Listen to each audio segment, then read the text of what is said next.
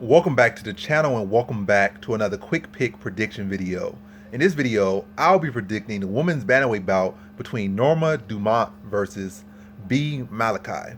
And how I see this one right here is Malecki got a good bit of length on her. She's a pretty solid striker, and she got some good offensive jiu-jitsu off her back on top as well. But I think Dormont is the better grappler in my opinion. You can say what you want to say about it. I feel like Dormont is a more better grappler between the two. Definitely the better wrestler. Definitely more physical fighter. Definitely the harder hitting fighter.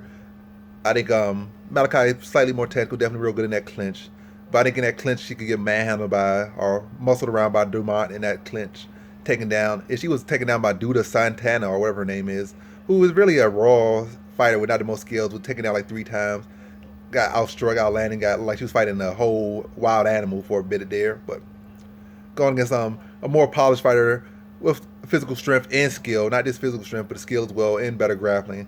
I think Dormont's gonna be able to land the heavy shots. What I worry about Malecki, I feel like she could get tentative at times. And get tentative, get complacent like she did in her fight against her last fight against Veronica Macedo. Yeah, like her last fight, she got tentative at times. Where I feel like, Dormont's last fight against Ashley Evans Smith, like she was kind of really pacing herself. I worry about her cardio. Well, I don't know. She was recently cutting weight. That was her first time cutting the weight, so I feel like her cardio's gonna be better in this time. So she's not gonna be pacing as much and fighting in bursts and stuff. But I feel like that was smart. At least that was smart. Like it was a weirdness of where your cardio was at, the weirdness that your first time at this weight class, and you're still fighting a pretty tough fighter, even though she hasn't fought that long, and that recently. And it's, a tougher stylistic matchup given her wrestling and stuff.